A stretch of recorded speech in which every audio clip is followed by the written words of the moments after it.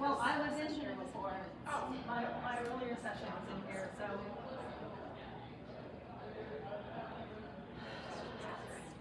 Is the clicker at anyone's table? Is it in your pocket? Last person to have it. This is Margaret. No, Margaret. I think I said it was. I swear I said it right.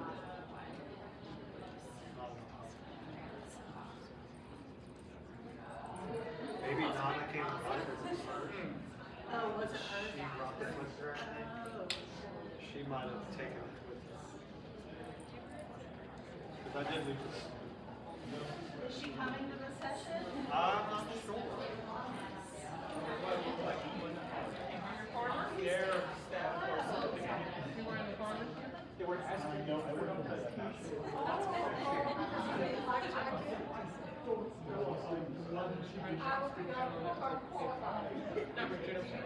Screw us up.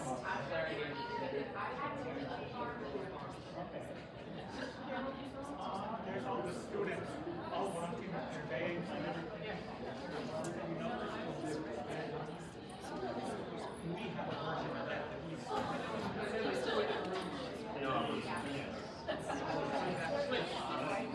they're asking out for us. No, but we were over there. Yeah, it's 13.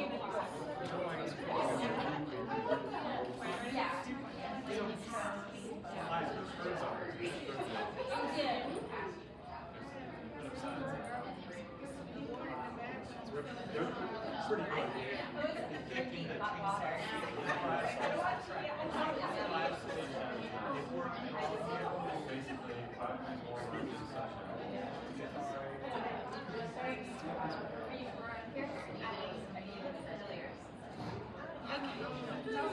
Margaret.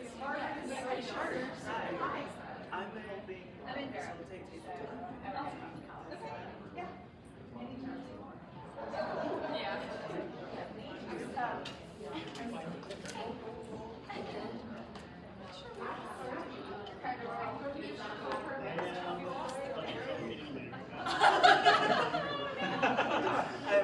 clicker.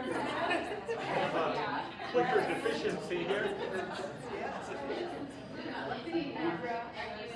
Hi, I'm Taylor. Hello, Taylor. I'm Karen. Very strong. That's my favorite. It's always something. Okay, so. I'm working in Southern.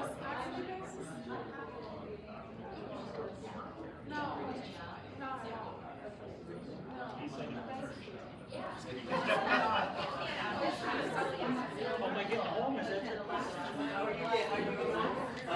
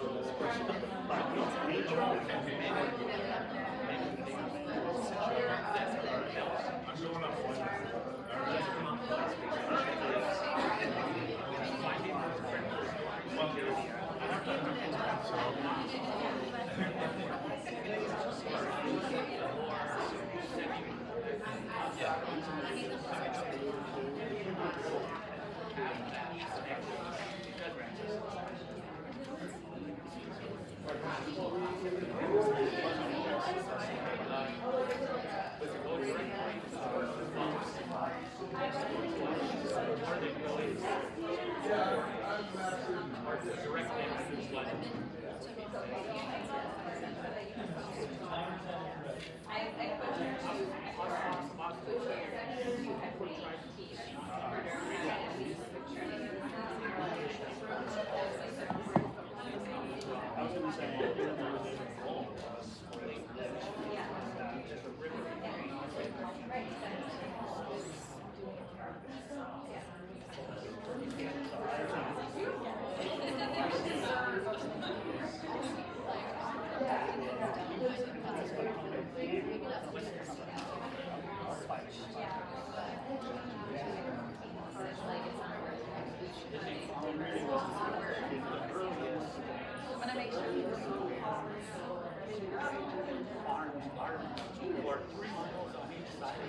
Shuttle.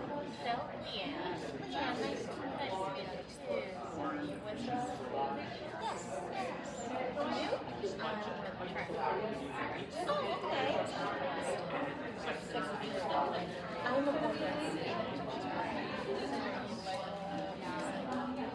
Yeah, I don't care.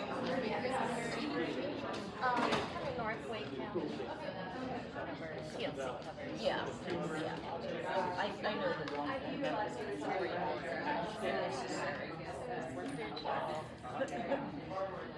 Yeah, Start. it's a bit harder. Good afternoon, everyone. Thank you, Victoria. So I am super excited about this session. You're not going to have to listen to me long. For those of you who were with us in this room in the morning, you know you didn't have to listen to me too much. I'm Margaret from the Lowcountry Food Bank, and I am absolutely thrilled that y'all are going to get to hear from some pretty amazing people who are working in the space of cultural preservation through foodways. And then hopefully we'll have time to tell you why it's so important that food banks and other charitable food systems engage in that work. But without further ado, I want to introduce our panel super quick and then get right to it because I want as much time as possible to go to them.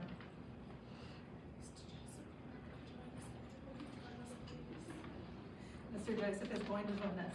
So we're going to start with Victoria Smalls. Victoria is a board member of the Lowcountry Food Bank, so shout out to board members who give their time, volunteer their time to help our food banks. She's also our state coordinator for the Federation of Southern Cooperatives. And joining her is Mr. and Mrs. Joseph Fields, who are longtime farmers, third generation, have 5 generations working on the farm, from Johns Island, South Carolina. And then we have Mr. Gary Besaw. Gary is the Director of Agriculture and Food Systems for the Menominee Tribe, Indian Tribe of Wisconsin, and the Interim Director for the Great Lakes Intertribal Food Coalition. Big mouthful. And then we have Kara Black from the Food Bank of, well, Feeding Eastern Wisconsin. She is the Director of Procurement and Programs. So we're going to get started with Miss Victoria.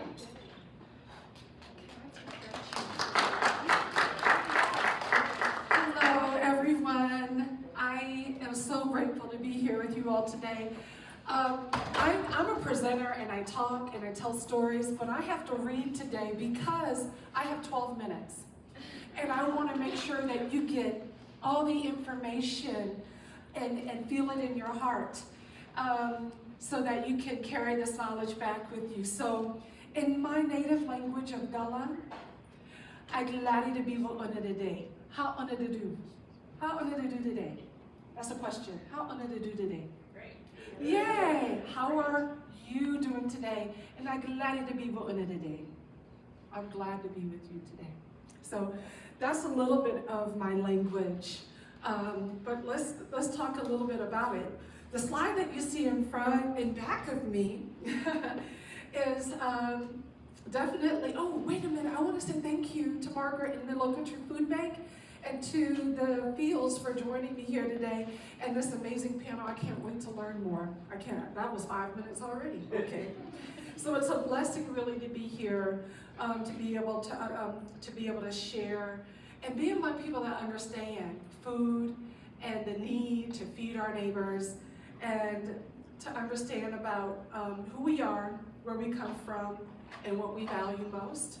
So I am a Gullah Geechee native of the community of St. Helena Island, in the bottom of the state of South Carolina, and I'm joined with the fields from Johns Island, South Carolina. And so St. Helena Island, and just like Johns Island, we're surrounded by waterways that we fish and live off of, lots of salt marshes, tidal creeks, pluff mud, and lots of fields that have fed generations. And then the land and the sea have always just provided us and taught us who we are and how to take care of it, and it will take care of us. So I am the lucky number 13 of 14 children from St. Helena. So we come from an agricultural family. All of us had to work the land and be in the field. I want to lift up, without crying, my sister Maxine. She and I were the 2 out of the 14 that didn't always like working in the field. But our parents said, you want to eat? You better get in this field. My sister Maxine has just joined the ancestors last night. Yeah. So all 14 of us, along with our parents, work the land. That's what we say on our island. We work the land. Not and no, yeah, we work the land. So farming it didn't just feed us ourselves. We didn't just feed ourselves. We fed our community members, our neighbors, and that was a way of community care before that became really a phrase. We were just doing it. It was just how we lived. So back then, our family also belonged to a farming cooperative. So the produce, the beautiful harvest that we've gotten off the land, we gave to elders, we bagged up. That was one of my favorite things to do, is to go with my father. My father is a student behind the 2-mule plow in the picture. He went to Penn School on St. Helena Island, and it was an academic school, but also taught industrial trades, arts, and agriculture. They wanted to teach you your academics, a trade, and then also teach you land ownership. So with that, even before my father, my second great-grandfather, you can see the Freedmen's Bank record over, and Adam Smalls and Betsy, they purchased 59 acres of land between 1865 and 1869, when they were newly emancipated. And one thing I love about this Freedmen's Bank record is that they grew actually Sea Island cotton, the crop that they grew for the enslaver on the land.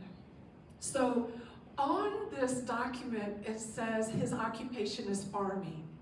And then he says, it says he works for himself on his own land on February 1 of 1869. This was so powerful for me when I found this document. And then it named ancestors and family members I never knew the names of. So I'm really grateful for that. So working the land has been a part, of course, of our legacy. And part of that is also working in cooperation with communities. So we had this amazing cooperative, the St. Helena Island Cooperative. It was the first cooperative in the state of South Carolina, and the St. Helena Island elders went to Canada to learn about cooperative development and sustainability. So moving on. So this picture is our pictures of some major crops that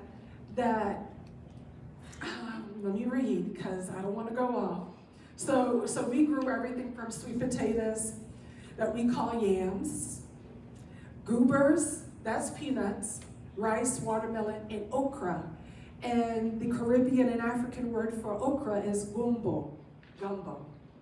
These foods weren't chosen by accident for this picture or by accident for us growing on our land. They are living threads that connect us directly to our West African culture and our ancestors. So you got the okra, the goober, the yam, the rice, and the watermelon with seeds in it. Thank you. So this map is a portion of the continent of Africa, and you can see the west coast, and you see identified rice coast going all the way from the top, from Senegal, which and then going down to Liberia, but rice is going to be grown throughout the continent of Africa. I had the pleasure of going to Sierra Leone and going down into the rice fields and seeing my culture, just understanding that why I'm Gullah Geechee, that this is the source. Then I also went to East Africa, to Rwanda, to learn about cooperatives and the farming cooperatives of the women with the women coffee farmers and other farming after the genocide that took place there. And I saw different types of rice fields. So rice is life there, but also rice is life here. As you look at all of these beige-ish, olive, light-colored countries, it goes all the way down to not past Congo to Angola. So these are the countries in which make up Gullah Geechee people today. My largest ancestral group is Senegal. I'm thinking that's where I get my height from. And then also Benin. But I'm made up of 12 different African ancestral countries, just like most of our Gullah Geechee people. So this coast is going to be subtropical climate, and this is where our African ancestors who were brought over because of their expertise, knowledge of growing and cultivating and harvesting rice, but also their expertise in the engineering science of hydrology were taken from and brought to the colonies to bring immense wealth to enslavers, immense wealth. And this is going to be our coast, our Gullah Geechee Cultural Heritage Corridor. I call it our ancestral coast. This is going to be the region from Wilmington, North Carolina, from the Cape Fear River, going all the way down to the St. Johns River, to St. Augustine, to 30 miles from our beautiful Atlantic coast to about 30 miles inland. And this is going to be where we were brought to grow, cultivate, harvest, process rice. Not just any rice, it's going to be the African Glaberina strain of rice. And it's going to grow and thrive and flourish because of the African people that have that expertise, knowledge, but also because of the subtropical climate. Now, of course, prior to us being there, we have our Native American brothers and sisters as the stewards of the land, and then we are coming in as enslaved people, working that land and bringing not just the Carolina gold or the Charleston gold rice, but other major crops to sustain ourselves and the community. So this is a historic image of some of the rice fields, and you need water to germinate the rice, to plant the rice, and even you need it to be able to get through the canals. You need the boat, the Gullah batto. A batto is what we call a boat.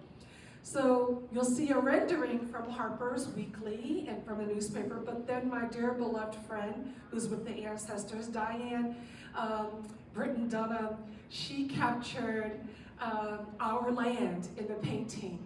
So I'm an artist as well, so I always have to uplift artists when I present. She is depicting in this image not enslavement, but the carrying on of the tradition of rice growing that were passed on to their ancestors. The grandparents are in the rear, in the background, and they passed on the rice knowledge to the parents, and now they're passing it on to the children. There are a few people that are rice growers that are using the tradition of tidal irrigation or tidal rice growing. I've skipped a lot.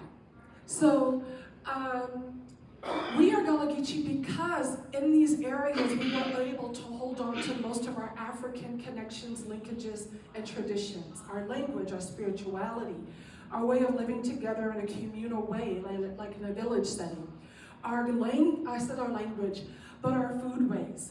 And some of the work that I do, I'm really proud to bring to bear and center my history and legacy of land, justice, by what we do within our family to keep our land productive, profitable, and keep it for our generations.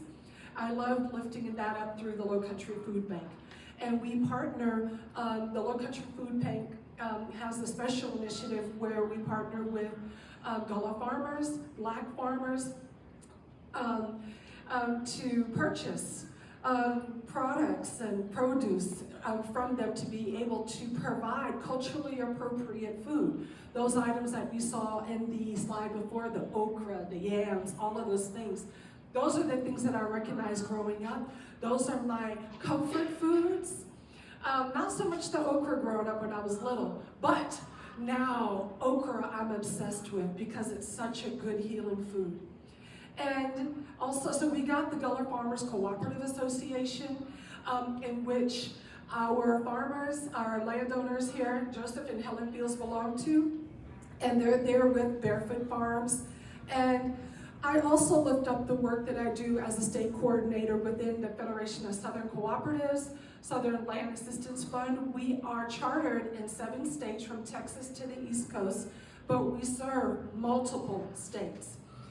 This is a picture with us at our annual meeting in Epps, Alabama, at our training and research center for the Federation, and we were representing South Carolina with a bounty of delicious big red peaches, red meat and yellow meat watermelon with the seeds in, I'm gonna keep saying that, bull grapes.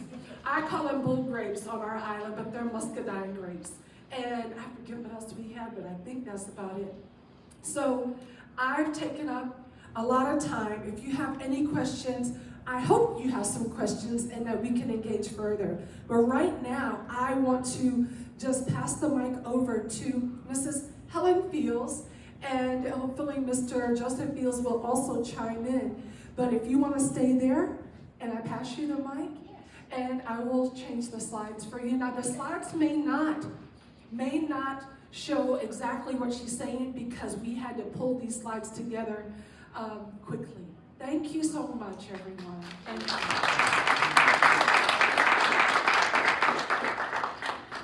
Ladies and gentlemen, I am elated, excited, thrilled, and happy to be here today with you.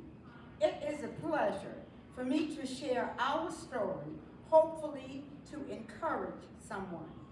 Our story began with my husband, Joseph, when he was a mere boy living at 3129 River Road with his mother, father, and 7 siblings. He learned to work, accept responsibility, love, respect, devotion for the family, love and respect for the land.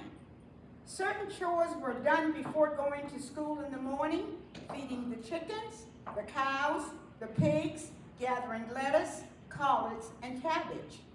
One task that demonstrated responsibility was ordering breads and rolls for the snack shop. He was at the age of 10, and he was responsible for paying the salesperson. On Sunday morning, he walked to Sunday school. No questions asked. He had to be in Sunday school. There was no talk of an allowance or pay for their labor, but we're told we must work together. We as parents will provide and purchase land for the future. In 1962, they purchased 50 acres of land across from where the home farm was. That home farm was purchased in 1903. Later, 11 acres was purchased down the road. Gradually, the goals were accomplished. Main crops were watermelons, peas, cucumbers, lettuce, beans, and tomatoes. His mom and dad told him that if he was going to be a farmer, he could not afford a mechanic. Therefore, if he planned to become a full-time farmer, he needed to study mechanics. From there, he enrolled at Trident Educational Center, studied welding and mechanics, and received his certification.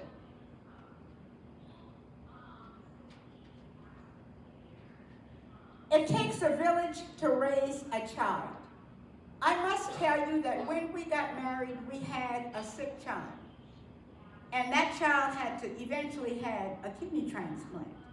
So therefore, my husband was on the farm, building a farm all of these years, and I had to go out and work, which was fine because we needed to have the insurance to take care of the family, and we needed to have that paycheck. So I provided for that. And when I say it takes a village to raise a child, I had the support of my grandmothers, my parents, and his parents.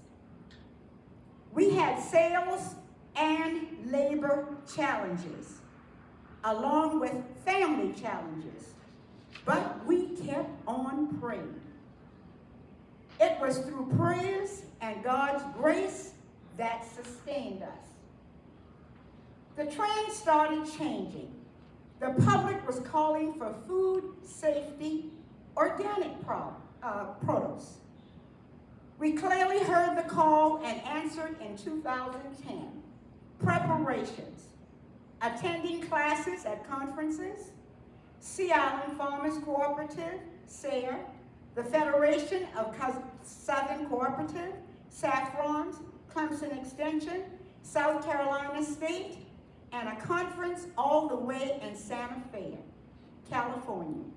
These organizations were very instrumental in helping us to prepare for our journey, moving from conventional to chemical-free, and finally organic. Took about 3 years. Roger Francis at Clemson Extension was he was excellent in coming to Johns Island to train our farmers. We never gave up. We kept on hoping and praying. You see, I worked for an international shipping company, OPIU. I booked cargo throughout the world. The job enabled me to have a weekly paycheck and insurance for the family. I worked for the company for 29 and a half years, and I gained the respect of many. When I left my job in 2000, I took those experiences to the farm. We were able to take the farm to a higher level. And these are the things that I try to instill and teach our children and the younger generation. Ladies, I brought home the bacon and stirred it up in the pan. Today, our crop plan consists of lettuce, beans, pickles, onions, kale, mustards, collard, broccoli, Brussels sprouts, muscadine grapes, cauliflower, and we're about to put 10,000 strawberry plants in the ground. As a matter of fact, they're planting some today. We participate weekly at the Charleston Farmers Market, the Forsyth Farmers Market, the Mount Pleasant Farmers Market. We have a small CSA, which I deliver every Tuesday. That's Consumer Support Agriculture. We have restaurants that we deliver to on Monday, Wednesday, and Friday. And I cannot say enough for the Lowcountry Food Bank and Miss Margaret. They have been excellent in helping us. So now we plant so that we can have additional produce to take to the food bank to take care of our sisters and brothers. And we also work with the Gullah Corp, which we are members. We have hosted kindergarten through high school children at the farm, allowing them to pick and plant vegetables. We welcome the opportunity to teach the next generation. We let them know exactly how the food gets into the grocery store. Let me share this short story with you. We had some children there, and we have chickens. We had a little over 100 until the fox got a hold of them. But we have Americano chickens. So therefore the eggs may be green, they may be purple, they may be beige or brown. When I showed the children a brown egg, they thought something was wrong with it. Not realizing that it depends upon the variety of chickens that you're raising, the color of the eggs that you will get. Ladies and gentlemen, sometimes we take things for granted, but we need to spend more time to teach our younger generation. Joseph and I are getting older yet we're not ready to just ride away in the sunset. We have started passing the torch to our son, JJ, he's on the right, and our grandson, CJ, is on the lower left. Our granddaughter is studying to become a veterinarian. She does not want anything to do with the farm. That's all right. She has committed to make certain that taxes are always paid. We're happy with that. We had a farm fest a week and a half ago. She started talking about it about 2 years ago, and she turned it into a reality. We think that she did an excellent job. So when we come back again, we'll have some pictures for you from the farm fest. Our daughter she was a school teacher. She majored in early childhood education. We could not get her to major in agriculture. She says, Mama, I've been in the field since I was 9 years old. But if you major in agriculture, you're not going to be working in the field. You're going to be teaching the farmers. Well, she said that I've been teaching my animals since I was 2 or 3 years old. So she was happy and we were happy. Today she is now disabled, but she handles all of the paperwork for GAP certification, for organic certification. And believe me, those of you that are not familiar with the paperwork, it's about 50 pages or more that has to be done every year. Okay. On the other hand, I must tell you, I always say that I give Joseph the credit because he's the farmer. I have no idea what to plant, when to plant it, or how to plant it. I must be honest. But Joseph can't do the bookkeeping. He can't do the accounting, and I can't coordinate a market. But the two of us together for 52 years, we make a darn good team. Our children knows the do's and the don'ts. Number one, the land is never to be sold. We started teaching them that when they, as they say, knee-high to a duck. By the grace of God, we hope that they apply, remember our wishes, principles, and desires. That must be passed on to the next generation. Joseph and I, deep down in our hearts, we know that through Christ, all things are possible. I share this with farmers. If you're going to be a farmer and you don't know how to pray, you need to learn. We are determined to help our brothers and sisters get well from eating organic vegetables. We are determined to help and teach the next generation. Thank you.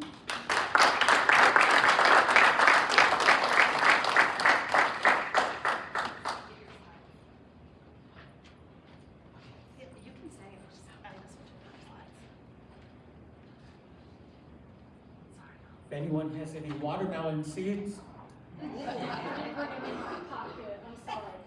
We'll bring them next time. If you're eating seedless watermelons, you're missing the real deal.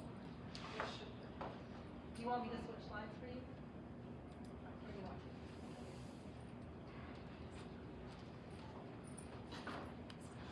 to? Anek nam, also needs Mohanchatawa, the Sheikh Tanwa Magna, was Kapawas in it as Lucian, the daughter Manu Ayal Owasa, the Gataman which Kikatin. What I said in our language is I greet you all and ask how you are and that things be good today and that you are all my relatives.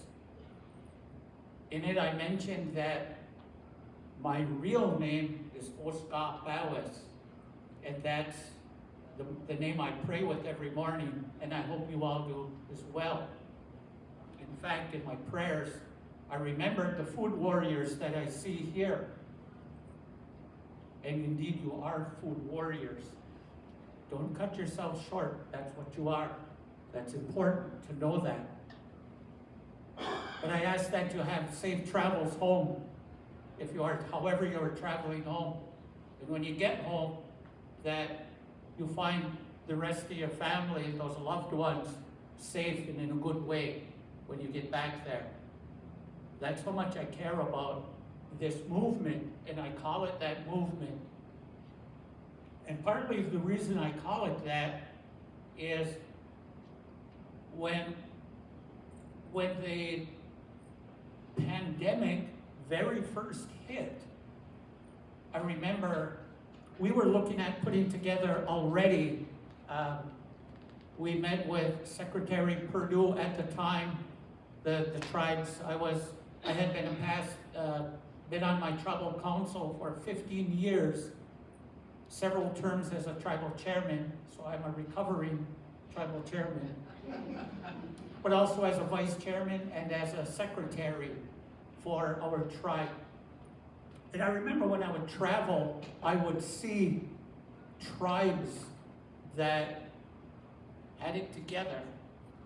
They had buffalo herds, they had larger farms, and they were closer to being food sovereign.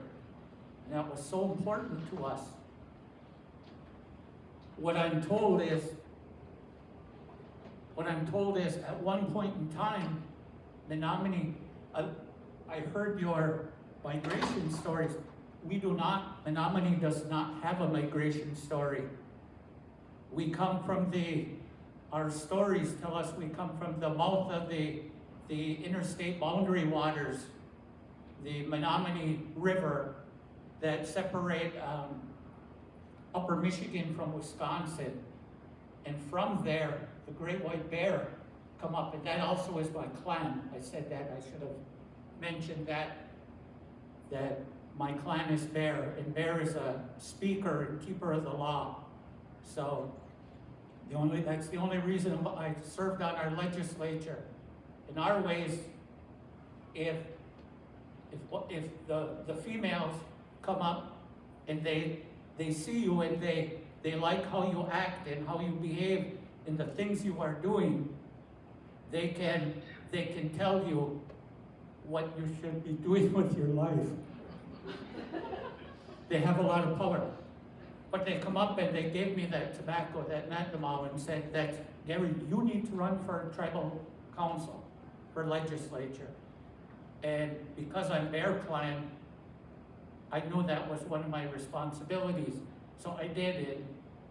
Lo and behold, that's how that started. But on the Menominee River, we were told, Western science told us, Menominee, you guys were fishermen and hunters and not much else. But we proved them wrong. They said we were unsophisticated, didn't have the skill set. Native Americans did it. Well, we proved that on the Menominee River at a latitude higher than anybody had ever thought possible. We found a lot of our raised beds, rows of raised beds, miles long along the Menominee River. And that was using our traditional ecological knowledge. We would make them alongside the river, so when the river's flooded in the spring, that we lined them up at a 90-degree angle, the fields, so the troughs then could fill up with sediment and muck, and all that nutrition from the river would come into our fields. So we had the Three Sisters, as we hear. We had many of those original foods, and we're grateful that everyone has them now. But we had our world. We had our world and our ways.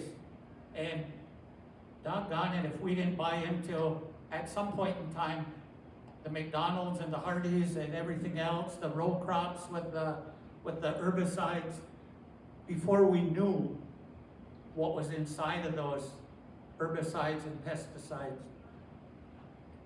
But at one time, we owned, or we took care of, over 12 million acres of land.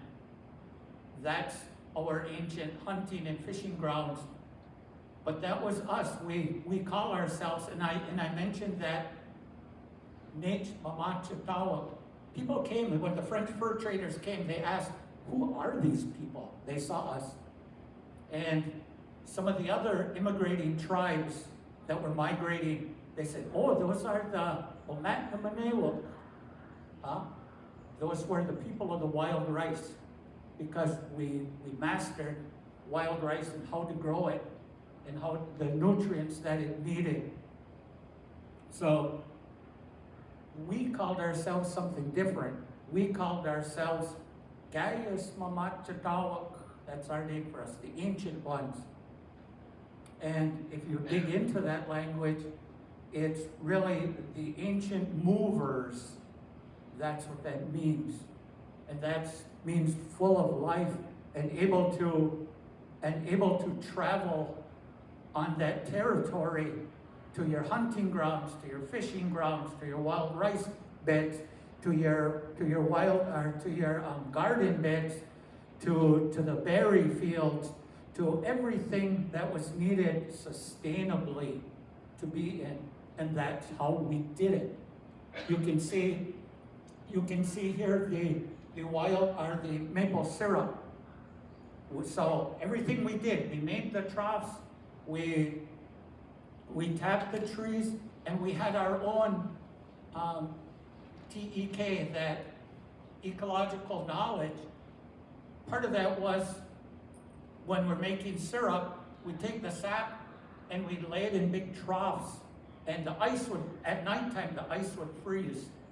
The top of that would freeze, and that would be the water.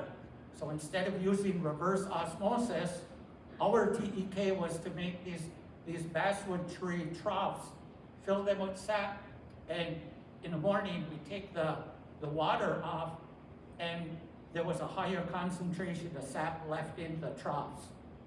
It's old school knowledge there. That's what we did. So we had this world, and we loved it.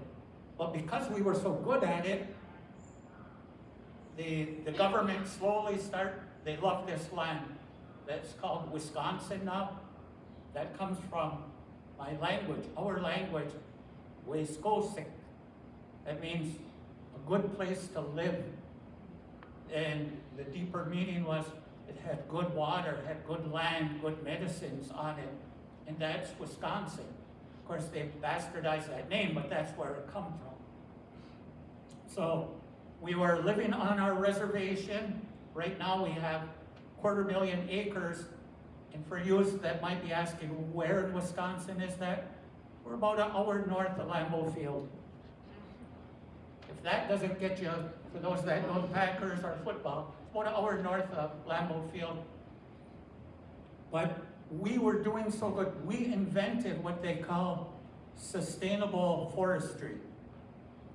Now others Others have claimed that, but what we did is our chief Oshkosh, that's the city of Oshkosh is named after, and of course the coveralls, Oshkosh Bagosh, no.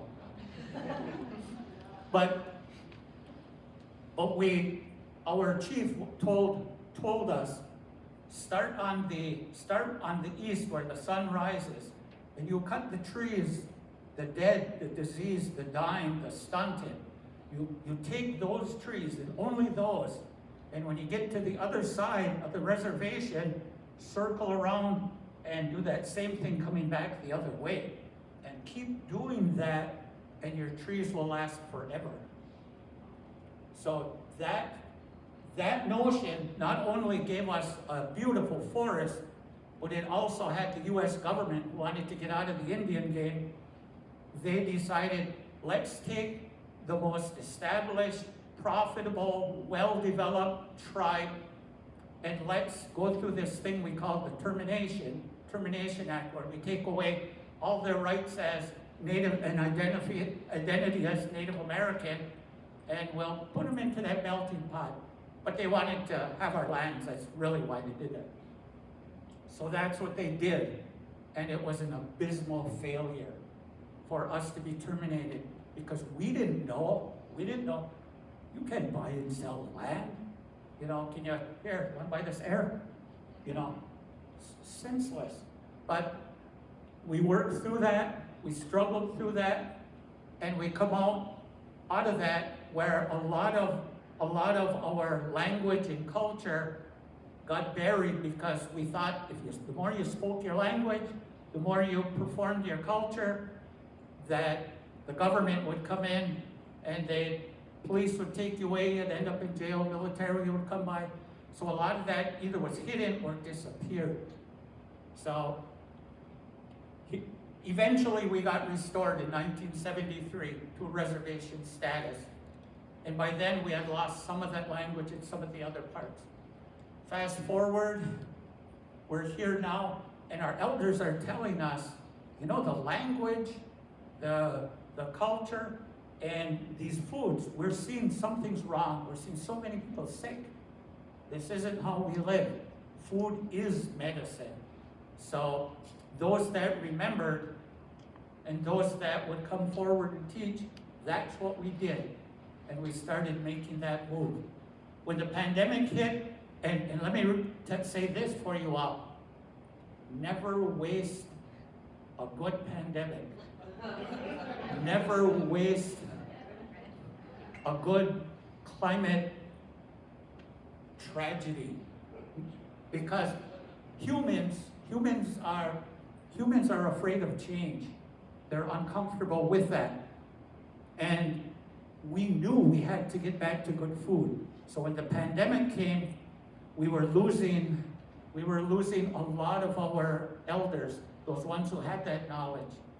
And working with Feeding America, I see Jeff Jocelyn over there and Kara here. They worked with us, and we were looking at creating a cooperative. But we come back and said, Secretary Perdue is now offering food boxes during the pandemic, because all the stores are closed, all the restaurants, all the schools, and that food is rotting in the field. Let's get it out and get it in food boxes all over the place. The ones they gave us, we couldn't even eat it. There was too much processed foods in there, too much sodium. Our doctors were telling our elders, you can't eat that food. And this is Wisconsin, so of course, Wisconsin, dairy, you know. Where a large majority are lactose intolerant, where cow milk really wasn't meant for humans. And for us, it was a struggle. So we couldn't eat a lot of that food they were putting out.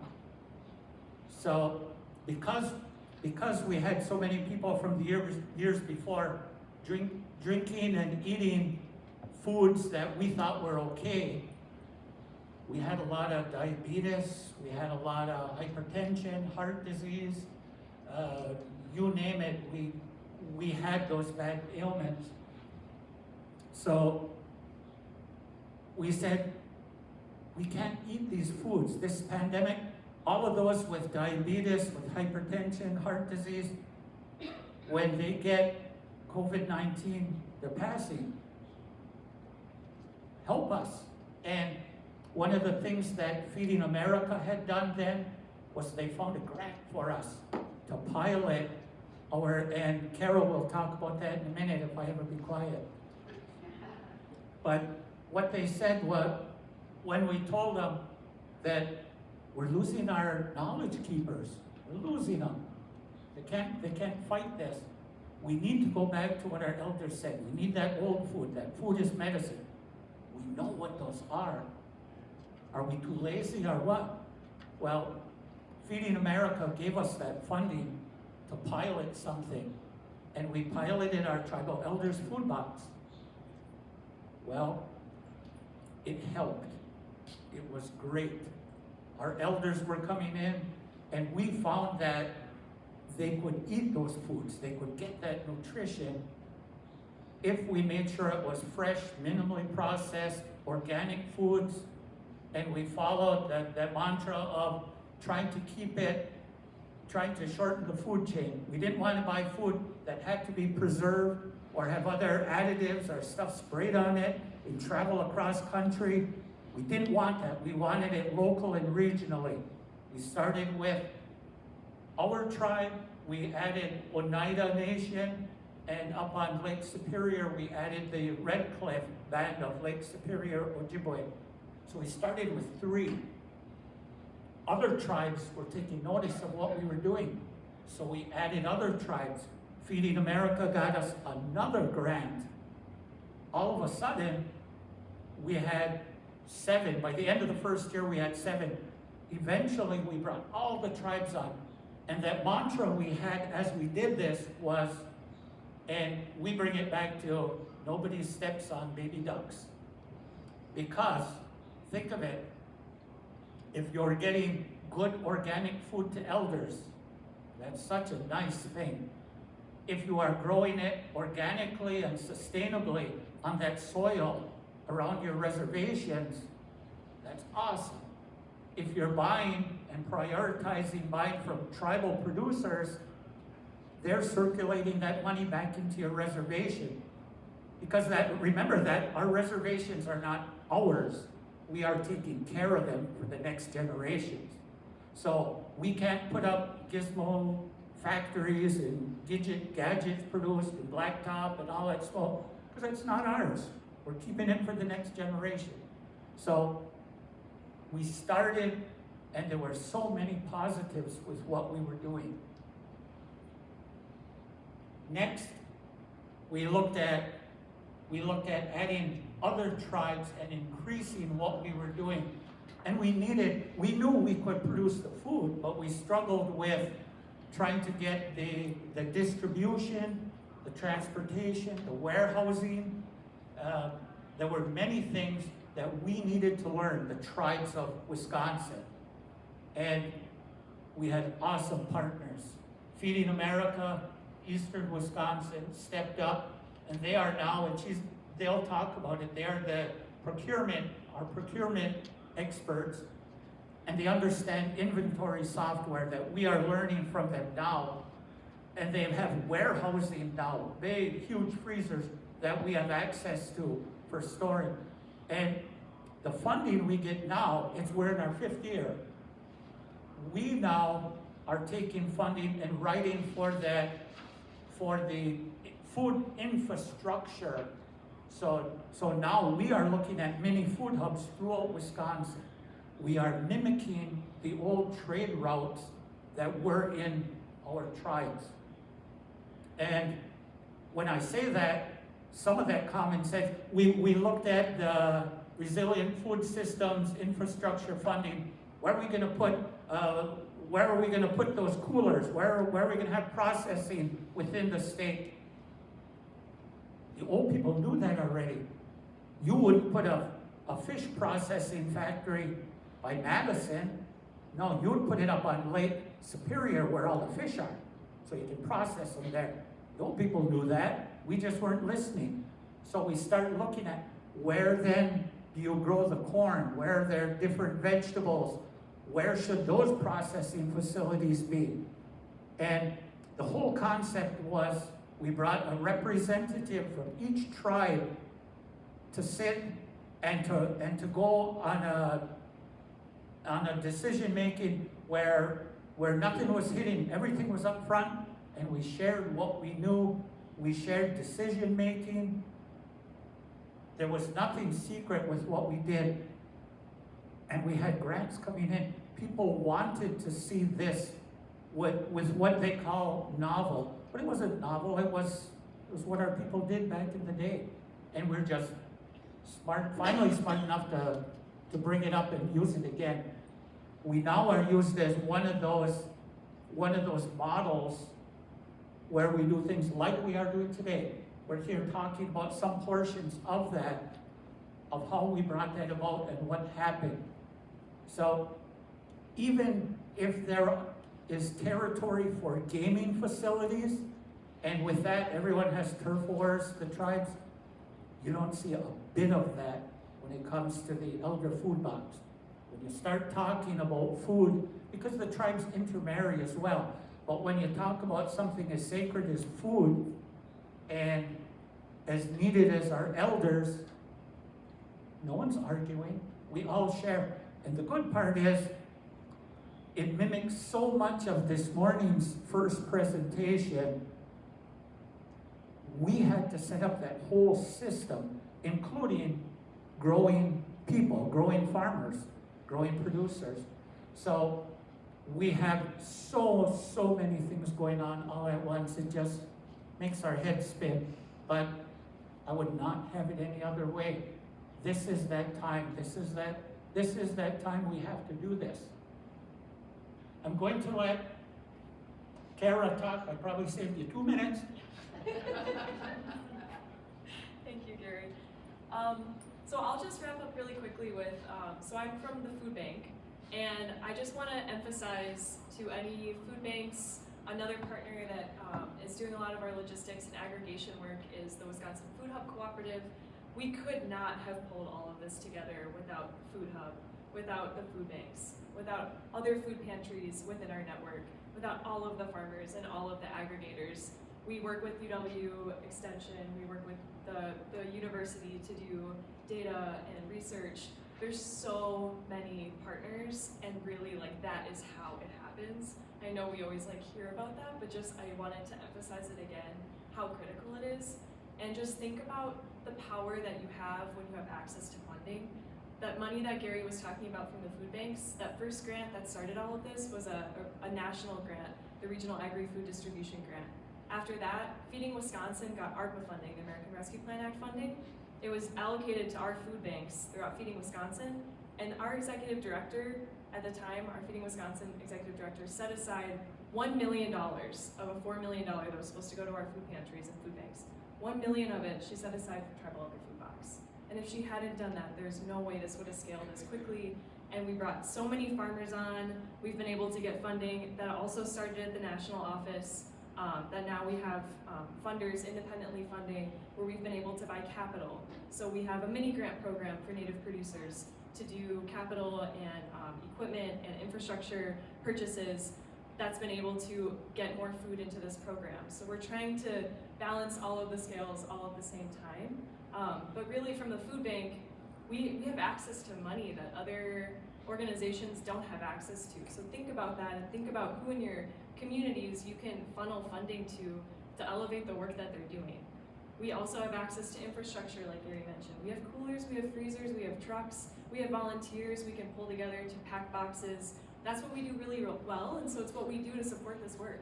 And then we let the tribes bring all the producers together and coordinate distribution and coordinate all the leadership and guide us in what we are supposed to do, which is coordinate the logistics and leverage our infrastructure and our funding. So just thank you to Gary, and I just also want to elevate the Great Lakes Intertribal Food Coalition is working on incorporating as a nonprofit as we speak, but was nominated for Changemaker of the Award here at our Marble Seed Organics conference. a year ago, Nonprofit of the Year award at the annual business conference, and then also just received a Culture of Health prize through Robert Wood Johnson. So really amazing work. Follow Cliffsy on Facebook and Instagram. But really, it's without all the partnerships and collaboration, and just think about how you can leverage funding to lift up people doing incredible work.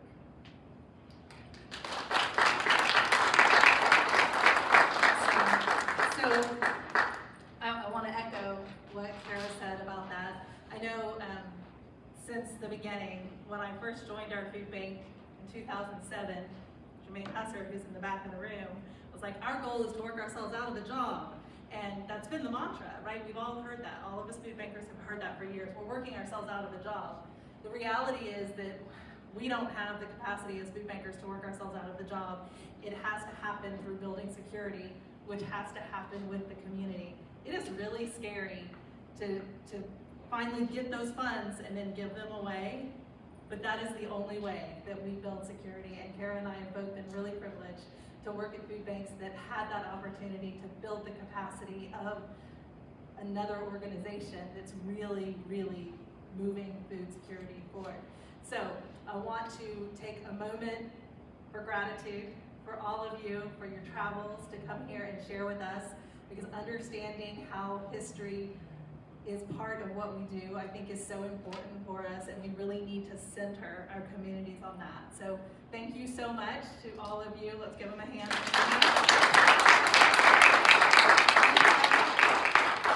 We have about 12 minutes for, right, Rajesh? About 12 minutes for table time. So the topic for the table time, and if y'all would be kind enough to join a table, if you would like to, I know that they would love to have you. The topic for table time is to think about your community, to think about what history is it in your community that you can come alongside and uplift and preserve through foodways, and why that's important. And I'm going to give you 8 of those 12 minutes, and then hopefully we'll have some folks who want to share what's really important to them from their communities. Sound good? Okay, go to it.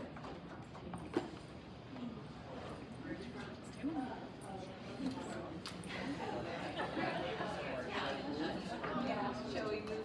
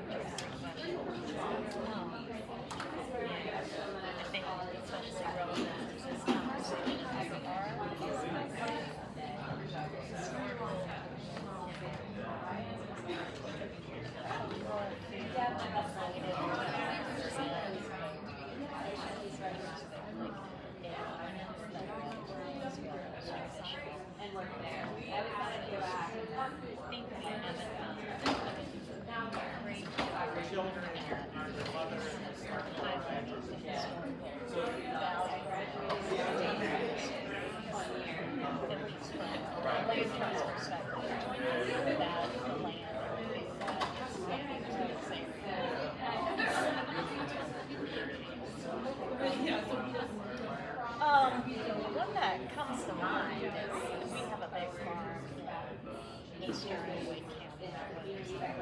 And now we're trying to do alligator there. There's a native called the Chickasaw. Very small. It's found throughout in the triangle, but primarily in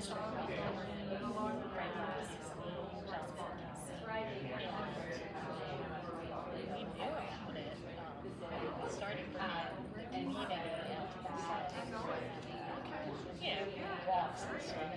There were so many people I used to make jam out of these, used to cook with these. I haven't Chickasaw for years, but I used to kind of like we do with muscadine grapes.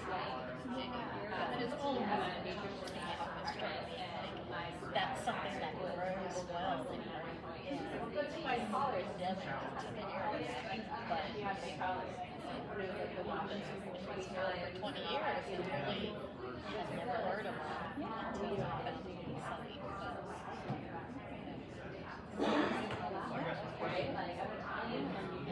I think we're starting to see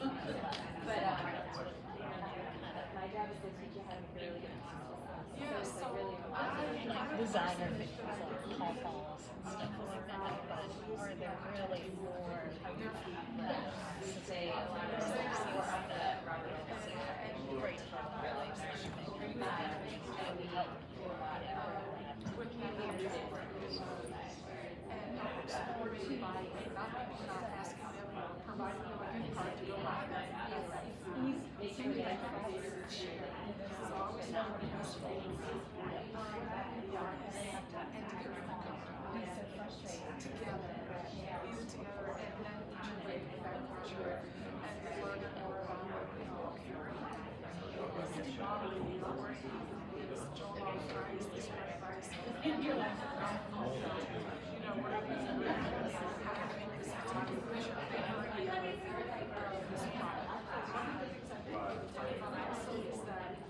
we have these communities support agricultural programs. We saw the tribal laws, I guess something similar with fields. We like to get those a lot to get this appropriate. And we know, they know this because our mothers are either of that culture. I used to buy bags Wednesday because I was traveling in that bag. The older I pulled up to make sure they got that bag. So they come in here one day. That was on side benefits. And that's when we go to them for the rest of the month. And I'm paying for them to get it the next week. And here's more of the wondering bags. I said, I'm Grace in their peanuts.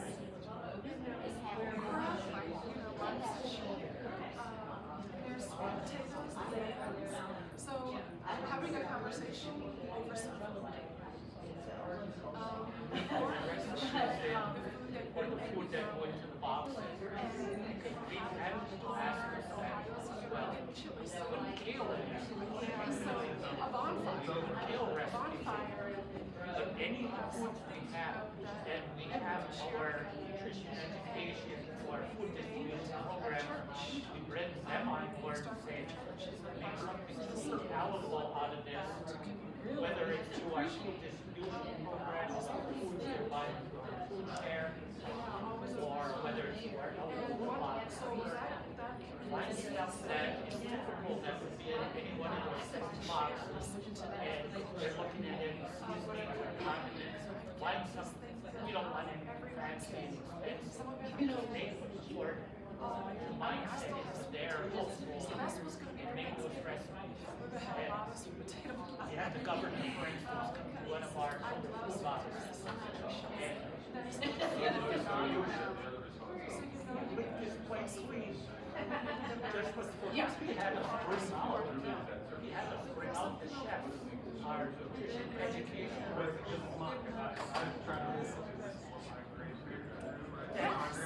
I mean, what we would think is common sense through all of this. We had to learn it or relearn it well. A lot of it. We might have been doing it, but to distribute it and disseminate and We learned share, something here today. we had to make sure, just like you said, And we then had we to just know how to think, cook it, we had to know my raw it, friend Victoria of the Gullah people in South Carolina. when we look at food as medicine, we even look at what the tribes already Give it the credit. And we have a share lot of some of the story that you remember. we have soil scientists coming from all over the United States to look at our reservation. We never were. No, I don't think it's, no, I know, that's how it goes. That's the good part, Because that still have one boss, one judge, 4 inches of government. Because Please, my hands are cold. had gotten to our course and still haven't. So there's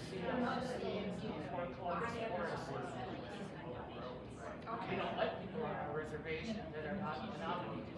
You have to get permission just to get on, because that's not our business. It belongs to the animals, all of those relatives, the plants, and the people that are still on. So, you seem a little restricted in what you do,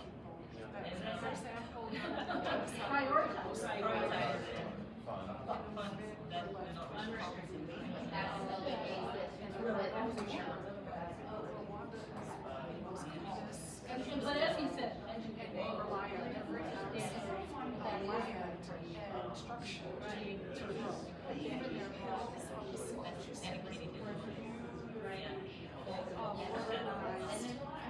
They used this that way and along with the lichens that grow on the trees. They've used both of those for different blood pressure.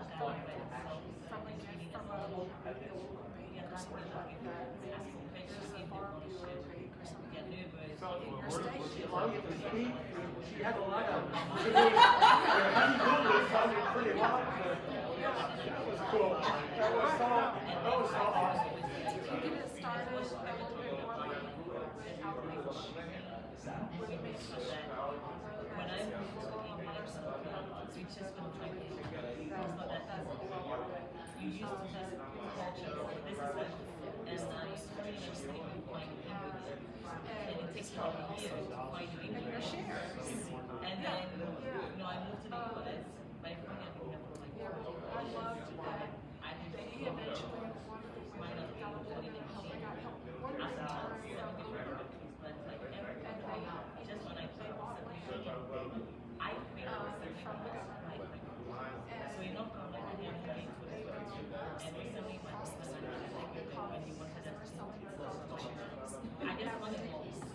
Nowadays, it's so expensive to buy. Because they don't like to fund my almost chicken pellets are so we had in our older fields, we had a lot of the charcoal and the organic charcoal.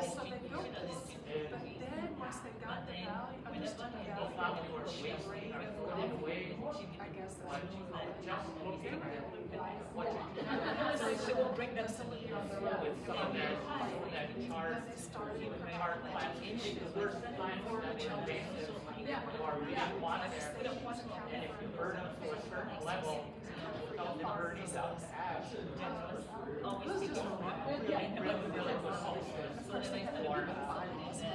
for a lot of things. All of our old gardens always had biochar, and all had that, and the water well, and a lot of